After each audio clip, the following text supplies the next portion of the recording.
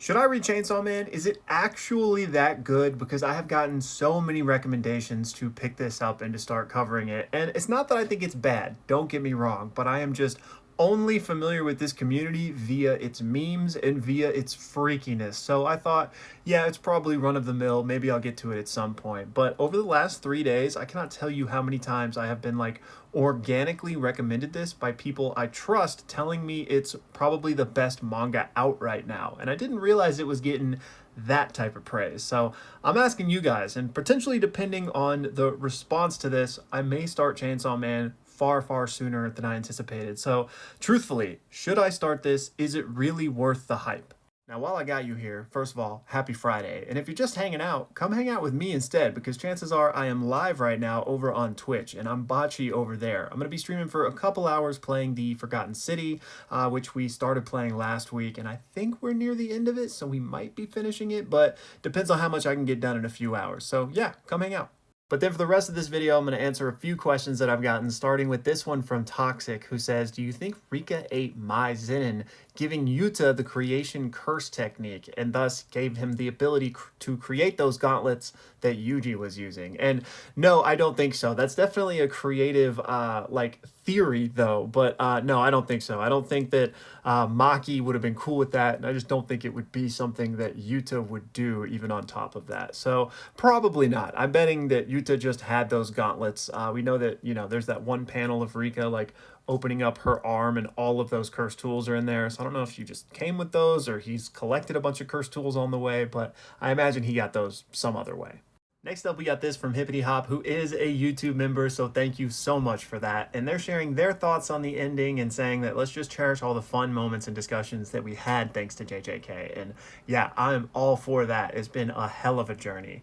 And then finally, they say, would you also do some videos about Cyberpunk, Cowboy Bbop, or Chainsaw Man in the future? And speak of the devil here, yeah, potentially on Chainsaw Man a lot sooner than later, if there's enough people that are interested in that. But Cyberpunk and Cowboy Bbop, I have seen both. Cowboy Bbop is one of my all-time faves, one of the anime that got me into anime. So would I put a video out on it at some point? Maybe. Definitely not opposed to that, but don't have any plans to in the immediate future or anything.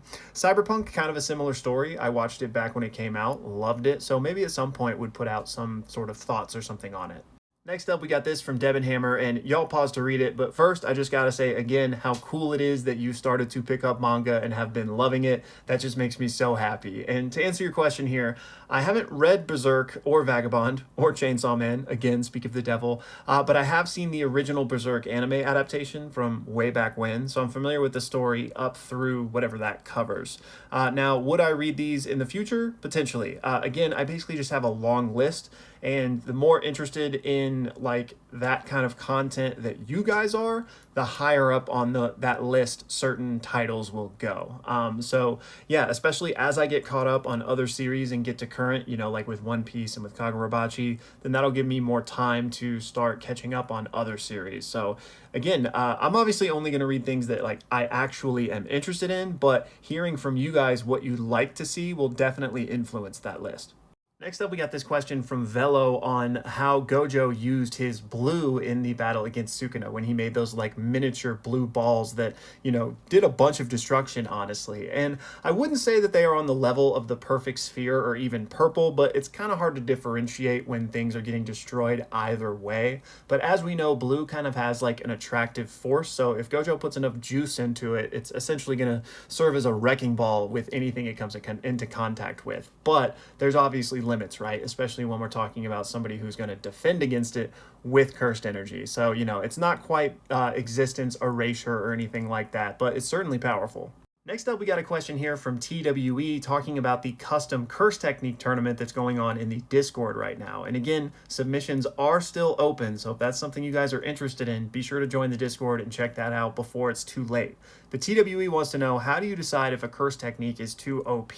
And honestly, I have nothing to do with this. I am not involved in making the selections or going over the applications or anything like that. So I can't really give you advice, but I would say that overpowered powered techniques are not going to get in because, you know, everybody can come up with an insanely powerful technique and basically just say, I win every time, you know? So it's more about creating just a kind of a run of the mill technique and then getting creative with it, if that makes sense. But I'm sure there's some people you can talk to in the Discord if you're looking for like specific pointers, but I'm just not the person to ask.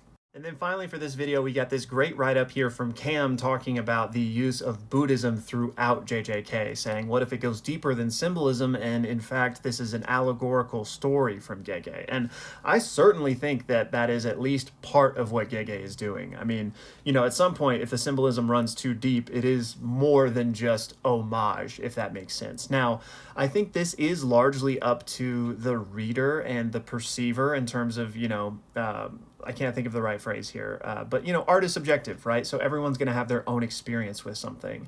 So I don't think, you know, I can't at least sit here and say that, like, yes, this is exactly what Gege was doing. This is an allegory strictly for Buddhism, and this is what this means. And, you know, Gojo did exit and reach nirvana. I think those are beautiful interpretations to take from it. And I think to some extent, that type of analysis, I think, was intentional. Like, Gege wanted people to think about those things if they wanted to dive that deep, you know? The long and the short of it is I love this analysis, and I definitely think that Gege was thinking about these things while he was writing this story. But yeah, that's all for this one, y'all. Thank you guys so much for the support. Be sure to let me know your thoughts down below on Chainsaw Man and whatever else you might want to see me cover, because I'm really interested to hear. And yeah, come hang out.